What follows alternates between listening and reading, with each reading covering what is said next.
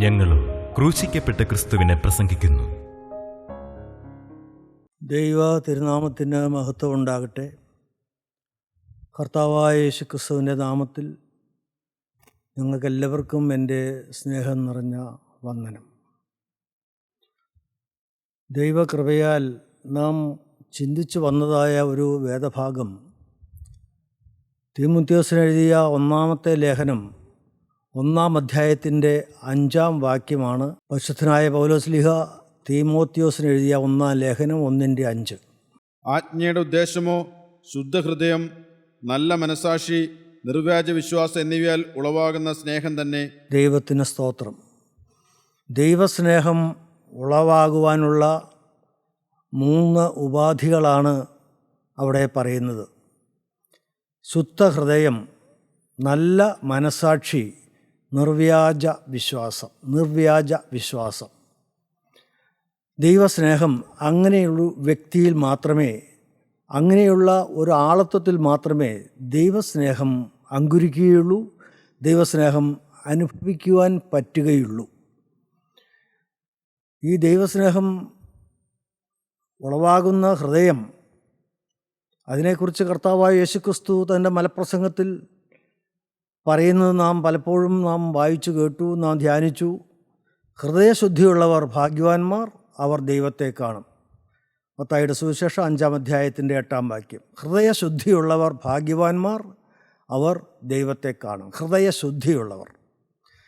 വീണ്ടും നാം കണ്ടു എന്താണ് ഒരു ശുദ്ധ ഹൃദയത്തിൻ്റെ സ്വഭാവവിശേഷങ്ങൾ, ക്യാരക്ടറിസ്റ്റിക്സ്, അതിൻ്റെ ലക്ഷണങ്ങൾ. ഒരു ശുദ്ധ ഹൃദയമെന്ന് പറയുന്നത് അത് തകർന്നും നുറുങ്ങിയുമുള്ള ഹൃദയമായിരിക്കും. അത് അനുതാപമുള്ള ഹൃദയമായിരിക്കും. ഒരു തകർന്ന ഹൃദയം, എ ബ്രോക്കൺ ഹാർട്ട്. 2, അത് ദൈവത്തോട് നന്ദിയുള്ള ഒരു ഹൃദയമായിരിക്കും. ദൈവത്തോട് നന്ദി. ദൈവത്തോട് സ്നേഹം ഉളവാകണമെങ്കിൽ നന്ദി വേണം. എന്താണ് നന്ദിക്ക് കാരണം? കർത്താവായ യേശുക്രിസ്തു എനിക്ക് വേണ്ടി എന്താണ് ചെയ്തത്? എന്തു വൻ ത്യാഗമാണ് എൻ്റെ കർത്താവ് എനിക്ക് വേണ്ടി ചെയ്തത്. അവൻ തന്നെ എനിക്ക് തരികയാണ് ചെയ്തത്. അവൻ്റെ ജീവൻ എനിക്ക് വേണ്ടി ചൊരിയുകയാണ് ചെയ്തത്. ജീവൻ തന്നെ വീണ്ടെടുക്കുകയാണ് ചെയ്തത്.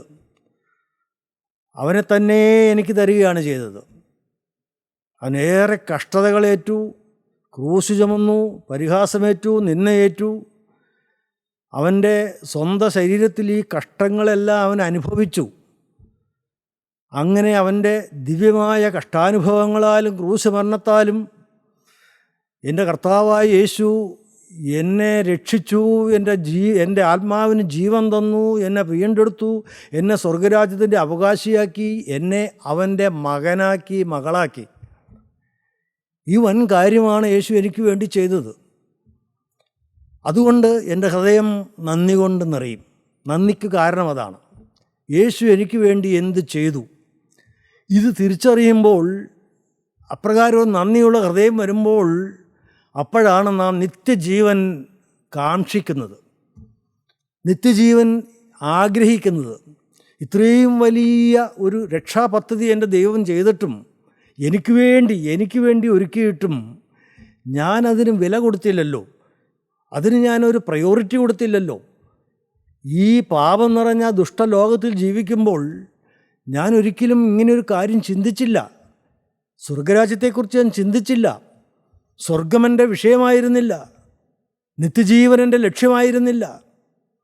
ഞാനിതെല്ലാം കേട്ടിട്ടുണ്ട്, പള്ളികളിൽ ആരാധിച്ചിട്ടുണ്ട്. കർത്താവേ, നിൻ്റെ 2-ാമത്തെ വരവിന് വേണ്ടി ഞങ്ങൾ നോക്കിപ്പാർക്കുന്നുവെന്ന് ഞാനും ചൊല്ലിയിട്ടുണ്ട്.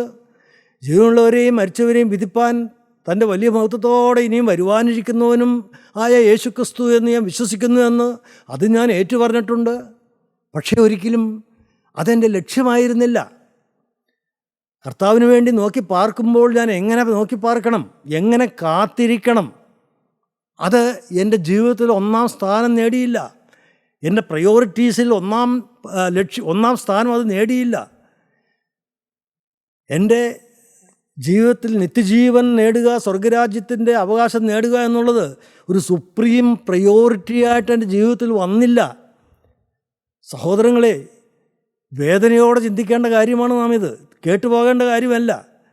ഓരോരുത്തരും അവനവനെ തന്നെ തിരിഞ്ഞു നോക്കൂ. എനിക്ക് ഇന്ന് ഞാൻ കണ്ണടഞ്ഞാൽ, അല്ല ഇന്ന് എൻ്റെ യേശു വന്നാൽ, കർത്താവെ ഞാൻ സ്വർഗരാജ്യത്തിലേക്ക് പറന്നുയരുമോ? വിശുദ്ധന്മാർക്ക് വേണ്ടി കാക്കപ്പെടുന്ന ഉദ്യാനമായ സ്വർഗീയ പർദീസായിലേക്ക് ഞാൻ ചെന്നു ചേരുമോ? വൈണികന്മാർ വീണമിട്ടുന്ന സ്വർഗീയ സദസ്സിലേക്ക് ഞാൻ ചെല്ലുമോ? കർത്താവായ യേശുവിൻ്റെ തിരുമുഖം എനിക്ക് നേരിൽ കാണാൻ പറ്റുമോ? യേശു ഇരിക്കുന്ന, വിശുദ്ധന്മാരിരിക്കുന്ന കോടാനുകോടി മാലാഖമാർ, അസംഖ്യം മാലാഖമാർ വാഴ്ത്തിപ്പാടി സ്തുതിക്കുന്നവൻ്റെ മുമ്പിൽ ഞാൻ ചെല്ലുമോ? ഇത് നാം ചിന്തിക്കുമ്പോൾ പ്രിയപ്പെട്ടവരെ തകർന്നു പോകും. ഒരു തകർന്ന ഹൃദയം കിട്ടാൻ വേറൊന്നും വേണ്ട, ഒരു ശുദ്ധ ഹൃദയം കിട്ടാൻ വേറൊന്നും വേണ്ട. ഈ ലോകത്തിൽ എന്തും നഷ്ടപ്പെട്ടോട്ടെ, ആരെല്ലാം എന്നെ തള്ളിക്കളഞ്ഞോട്ടെ, ആരെല്ലാം എന്നെ കുറ്റം പറയുകയോ എന്നെക്കുറിച്ച് അപഖ്യാതി പറഞ്ഞ് പരത്തുകയോ ചെയ്തോട്ടെ, എനിക്ക് അതിനേക്കാളും എത്രയോ വലുതാണ് എൻ്റെ യേശുവും യേശുവിൻ്റെ രാജ്യവും. അതാണ് എൻ്റെ ലക്ഷ്യം, അതാണ് എൻ്റെ സുപ്രീം പ്രിയോറിറ്റി. ദൈവത്തിന് സ്തോത്രം. പ്രിയപ്പെട്ടവർ, ഇത് നമ്മുടെ ലക്ഷ്യമായി മാറുമ്പോൾ എന്തും ഏതും ത്യജിക്കുവാൻ നാം തയ്യാറാകും. കഴിഞ്ഞ ദിവസങ്ങളിൽ നാം ചിന്തിച്ചു, നാം ക്രൂശ് എടുക്കാൻ തയ്യാറാകും. യേശുക്രിസ്തു പോയ വഴിയെ, ക്രൂശിൻ്റെ വഴിയെ പോകാൻ നാം തയ്യാറാകും. ക്രൂശിൻ്റെ അനുഭവങ്ങളും നിന്നാനുഭവങ്ങളും കഷ്ടതയുടെ അനുഭവങ്ങളും ഉണ്ടാകുമ്പോൾ ഞാൻ പതറുകയില്ല, ഞാൻ നിരാശപ്പെടുകയില്ല. കുറേനക്കാരനായ ശീമോൻ യേശുവിന് ക്രൂശും വഹിച്ചുകൊണ്ട് യേശുവിൻ്റെ പിന്നാലെ പോയതുപോലെ ഞാനും അവൻ്റെ പിന്നാലെ ക്രൂശിൻ്റെ വഴിയേ പോകും. അതെനിക്കും എൻ്റെ കുടുംബത്തിനും അത് അനുഗ്രഹകാരണമായി തീരും, തലമുറകൾക്കത് അനുഗ്രഹകാരണമായി തീരും. അതുകൊണ്ട് എൻ്റെ സുപ്രീം പ്രയോറിറ്റി എനിക്ക് കർത്താവായ യേശു നിത്യജീവനുമാണ്. കഷ്ടതകൾ വന്നോട്ടെ, നിന്ന അനുഭവങ്ങൾ വന്നോട്ടെ, ഈ ലോകത്ത് കഷ്ടങ്ങൾ വന്നോട്ടെ. കർത്താവ് പറഞ്ഞല്ലോ, ലോകത്തിൽ നിങ്ങൾക്ക് കഷ്ടമുണ്ട്, എങ്കിലും ധൈര്യപ്പെടുവിൻ, ധൈര്യപ്പെടുവിൻ. എന്താ ധൈര്യത്തിന് കാരണം? ലോകത്തെ ജയിച്ചവൻ യേശുക്രിസ്തു, ഞാൻ ലോകത്തെ ജയിച്ചിരിക്കുന്നു. ദൈവത്തിന് സ്തോത്രം. അവനാണ് എൻ്റെ ലക്ഷ്യം, അവനാണ് എൻ്റെ ഹൃദയത്തിൽ വാഴുന്നത്. അവനെൻ്റെ ഹൃദയത്തിൽ ഇരിക്കുന്നത് കൊണ്ട് എനിക്ക് ഒരിക്കലും വാടേണ്ട കാര്യമില്ല. എന്തെല്ലാം എനിക്ക് വന്നാലും അത് അവൻ്റെ കാര്യമാണ്. എന്തെല്ലാം നഷ്ടം വന്നാലും അതെൻ്റെ യേശുവിൻ്റെ കാര്യമാണ്. എന്തെല്ലാം നിന്ന അനുഭവങ്ങളോ പീഡയോ, മനുഷ്യരാലുള്ള പീഡയോ എന്തും വരട്ടെ, സാമ്പത്തിക നഷ്ടമോ എന്തും വരട്ടെ, എന്നേക്കാൾ ഉപരി അതെൻ്റെ യേശുവിൻ്റെ കാര്യമാണ്. കാരണം എന്നെ യേശുവിന് വിറ്റുപോയി, എന്നേക്കുമായി അവൻ എന്നെ തന്നെ കൊടുത്തുപോയി. ദൈവത്തിന് സ്തോത്രം. പ്രിയപ്പെട്ടവരെ, പിന്നെ എന്തിനു ഞാൻ വാടണം? ലോകത്തിൽ നിങ്ങൾക്ക് കഷ്ടമുണ്ട്, എങ്കിലും ധൈര്യപ്പെടുവിൻ, ഞാൻ ലോകത്തെ ജയിച്ചിരിക്കുന്നു. അപ്പോസ്തലനായ പൗലോസ് പറയും, ഈ ലോകത്തിൽ നിങ്ങൾക്ക് കഷ്ടമുണ്ടെങ്കിലും നിങ്ങൾ വിഷമിക്കേണ്ട, നമ്മിൽ വെളിപ്പെടുവാനുള്ള തേജസ് വിചാരിച്ചാൽ ഈ കാലത്തിലെ കഷ്ടങ്ങൾ സാരമില്ല എന്ന് ഞാൻ എണ്ണുന്നു. ഈ കാലത്തിലെ കഷ്ടങ്ങളുണ്ട്, അത് സാരമില്ല എന്ന് ഞാൻ എണ്ണുന്നു. കാരണം എന്നിൽ വലിയൊരു തേജസ് വെളിപ്പെടും. കർത്താവിന് സ്തോത്രം. യേശു വരുമ്പോൾ, യേശുവിൻ്റെ ആ രണ്ടാമത്തെ വരവെങ്കിൽ കാഹളം ധ്വനിക്കുമ്പോൾ, മരിച്ചവർ അക്ഷയരായി ഉയർക്കുമ്പോൾ, എങ്ങനെയാണെന്ന് ഉയർക്കുന്നത്? വലിയൊരു തേജസ്സിലേക്ക് ഇറങ്ങി വരും. സ്തോത്രം. അന്ന് മറുരൂപമലയിൽ മോശയുടെയും ഏലിയാവിൻ്റെയും പ്രത്യക്ഷത, അപ്പോസ്തലന്മാർ 3 പേരത് കണ്ടു. കേവലം നിസാരരായ മനുഷ്യർ 3 പേര്, കർത്താവിൻ്റെ ശിഷ്യന്മാർ 3 പേരത് കണ്ടു. അപ്പോൾ വലിയൊരു തേജസ് അവിടെ ഇറങ്ങി വെട്ടി വിളങ്ങി.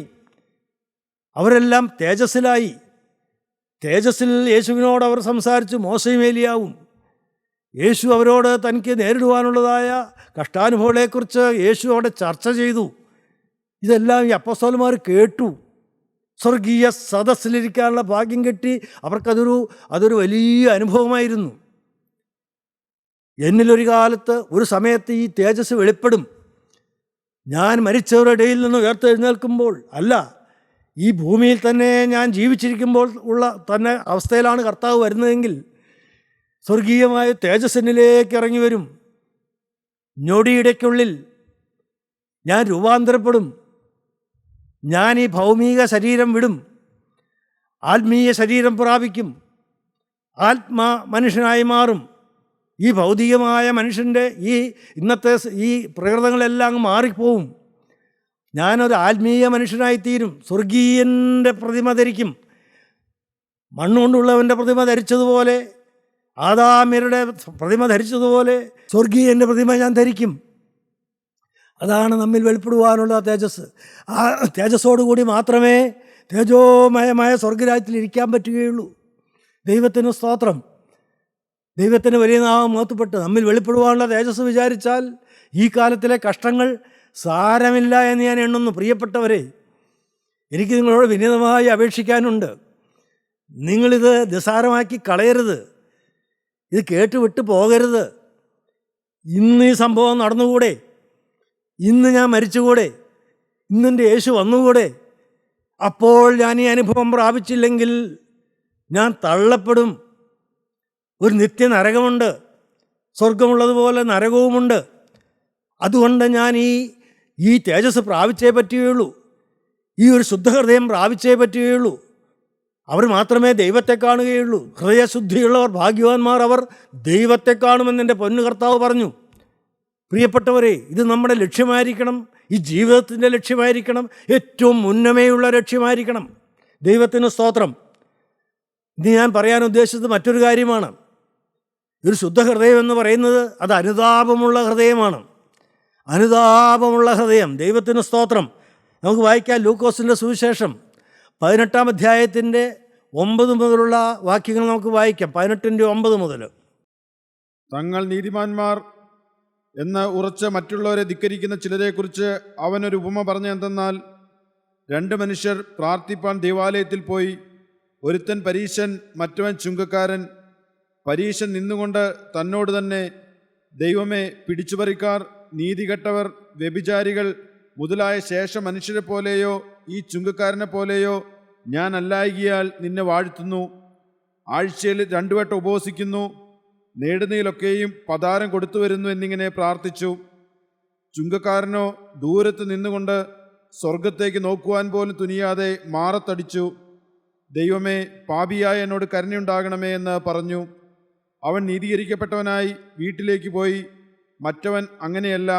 തന്നെത്താൻ ഉയർത്തുന്നവനെല്ലാം താഴ്ത്തപ്പെടും, തന്നെത്താൻ താഴ്ത്തുന്നവനെല്ലാം ഉയർത്തപ്പെടുമെന്ന് ഞാൻ നിങ്ങളോട് പറയുന്നു. ദൈവത്തിന് സ്തോത്രം. 2 മനുഷ്യരുടെ പ്രാർത്ഥന.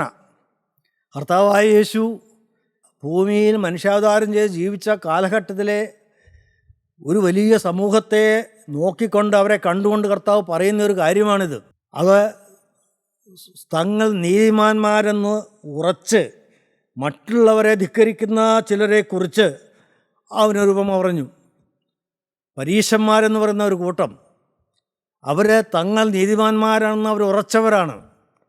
മറ്റുള്ളവരെല്ലാം പാപികൾ, അവർ നീതിമാന്മാർ. അവരെക്കുറിച്ച് കർത്താവ് വളരെ രൂക്ഷമായ ഭാഷയിലാണ് കർത്താവ് സംസാരിച്ചത്. ഒരു മയവുമില്ലാതെയാണ് കർത്താവ് അവരെക്കുറിച്ച് പല പല സമയങ്ങളിലായിട്ട് സംസാരിച്ചത്. ദൈവത്തിന് സ്തോത്രം. കപടഭക്തിക്കാരായ പരീശന്മാർ, ശാസ്ത്രിമാരുമായുള്ളവരേ എന്നാണ് കർത്താവ് വിളിച്ചത്. കപടഭക്തിക്കാർ. അവരുടെ ഉള്ളം കപടം നിറഞ്ഞതാണ്. ഹൃദയം ശുദ്ധമല്ല. ഹൃദയത്തിൽ ഒരു അനുതാപമില്ല. ഹൃദയത്തിൽ മറ്റുള്ളവരെക്കുറിച്ച് ചിന്തയില്ല.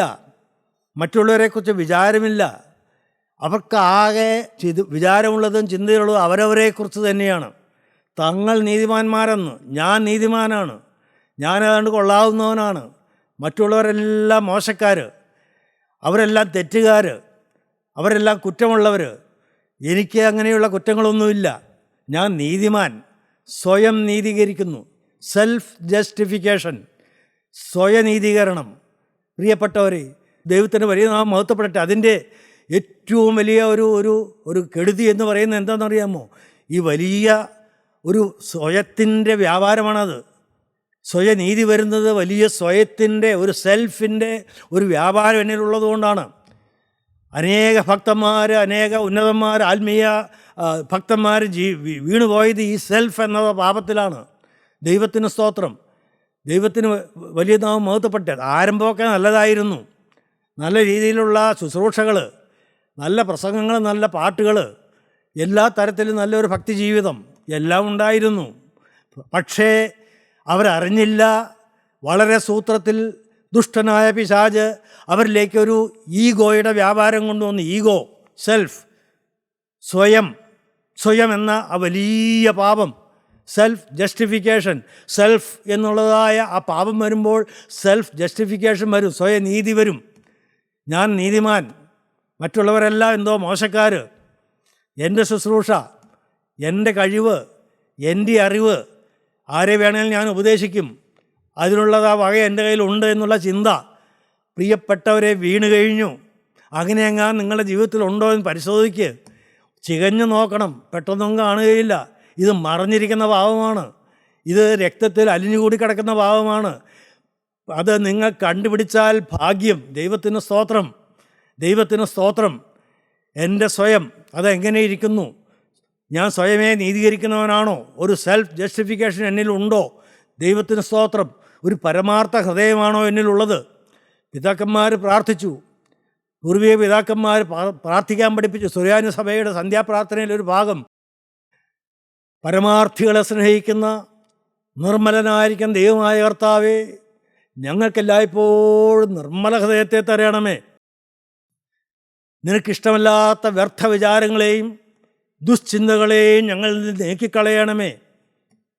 കർത്താവേ, കള്ളന് തുറന്നു കൊടുത്ത പ്രകാരം നിൻ്റെ കരുണയുടെ വാതിൽ ഞങ്ങൾക്ക് തുറന്നു തരണമേ.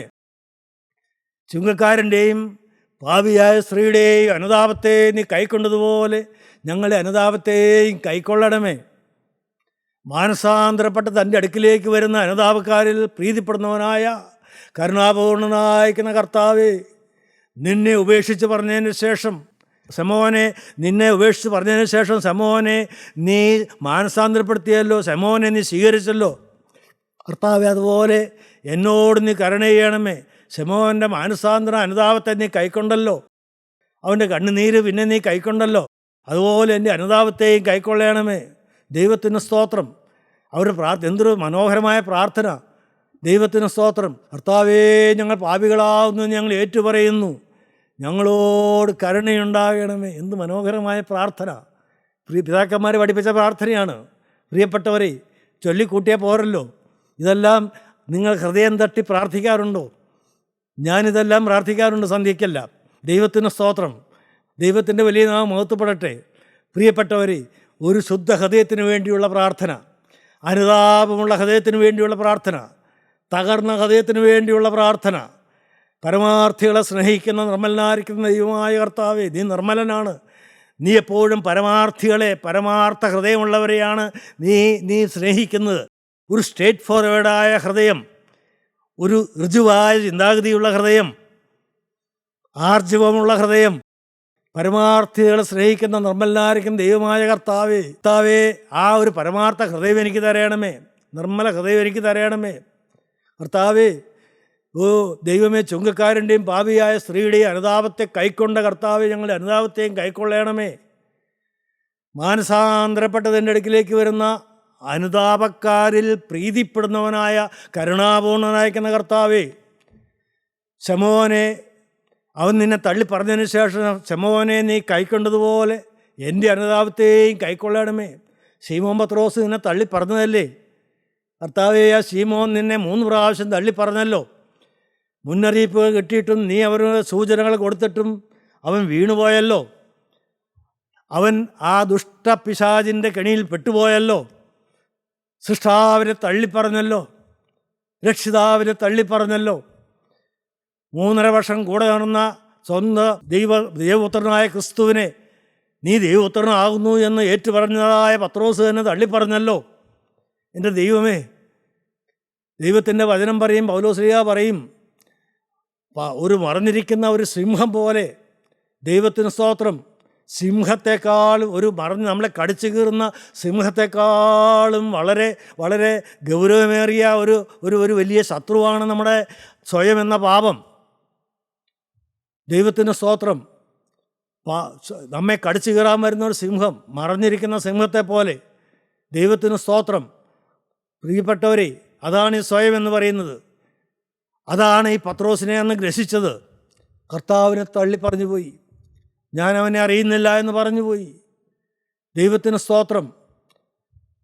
ആ വലിയ പൈശാചികമായ കെണിയിൽ വീണുപോയ പത്രോസ് നിരാശനായി തല കുമ്പിട്ട് മഹാപുരോഹിതൻ്റെ അരമനയുടെ ആ മുറ്റത്ത് തല കുമ്പിട്ടിരിക്കുമ്പോൾ, യേശുവേ, നിന്നെയും ബന്ധിച്ചുകൊണ്ട്, നിന്നെ ബന്ധിച്ച് വിലങ്ങുവെച്ച് നിന്നെ അവിടെ നിന്ന് ആ പടയാളികൾ ഇറക്കിക്കൊണ്ട് പോകുമ്പോൾ, കർത്താവേ, നീ ആ ശമോനെ ഒന്ന് തിരിഞ്ഞു നോക്കിയല്ലോ.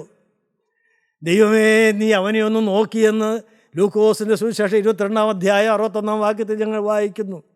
കർത്താവേ, നിന്നെ അകലം വിട്ട് പെഞ്ചെന്നതായ പത്രോസ് തള്ളി പറഞ്ഞു. പക്ഷേ കർത്താവേ, നീ അവനെ ഒന്ന് ആർദ്രതയോടെ നോക്കിയല്ലോ. എൻ്റെ ദൈവത്തിന് സ്തോത്രം. കരുണാർദ്രമായ നോട്ടം മതിയായിരുന്നു പത്രോസിനെ മാനസാന്തരപ്പെടുത്തുവാൻ. പത്രോസിൻ്റെ അനുതാപത്തിൻ്റെ കണ്ണുനീരൊഴുകുവാൻ ആ ഒരു നോട്ടം മതിയായിരുന്നു. കർത്താവ് തിരിഞ്ഞ് പത്രോസിനെ ഒന്ന് നോക്കിയെന്നാണ് മനോഹരമായൊരു വാക്യം. 22-61 ലൂക്കോസ്. അപ്പോൾ കർത്താവ് തിരിഞ്ഞ് പത്രോസിനെ നോക്കി. അപ്പോൾ കർത്താവ് തിരിഞ്ഞു പത്രോസിനെ ഒന്ന് നോക്കി. ഇന്ന് കോഴി കൂകും മുമ്പേ നീ 3 വട്ടം എന്നെ തള്ളിപ്പറയുമെന്ന് കർത്താവ് തന്നോട് പറഞ്ഞ വാക്ക് പത്രോസ് ഓർത്തു പുറത്തിറങ്ങി അതിദുഃഖത്തോടെ കരഞ്ഞു. ഇന്ന് കോഴി കൂകും മുമ്പേ നീ എന്നെ 3 വട്ടം തള്ളിപ്പറയുമെന്ന് കർത്താവ് തന്നോട് പറഞ്ഞ വാക്ക് പത്രോസ് ഓർത്തു അതിദുഃഖത്തോടെ പുറത്തിറങ്ങി അവൻ പൊട്ടിക്കരഞ്ഞു. വചനമോർത്തു. എൻ്റെ പ്രിയപ്പെട്ട സഹോദരങ്ങളെ, നിങ്ങൾ ഒന്ന് കാണണം ഈ കാഴ്ച. യേശുവേ, നീ ഇപ്പോൾ എന്നെ എങ്ങനെയാണ് നോക്കുന്നത്? നീ പാപത്തിൽ വീണിരിക്കുകയാണോ? നീ നിരാശയുടെ പടുകുഴിയിലാണോ? ഇനിയുണ്ടോ എനിക്കൊരു കരകയറ്റം? ഇനിയുണ്ടോ എനിക്കൊരു രക്ഷ? ഞാൻ മുഴുവൻ പാപത്തിൽ വീണുപോയില്ലേ? ഞാൻ മദ്യപാനത്തിൻ്റെ കെടുതിയിലേക്ക് വീണ്ടും പോയില്ലേ?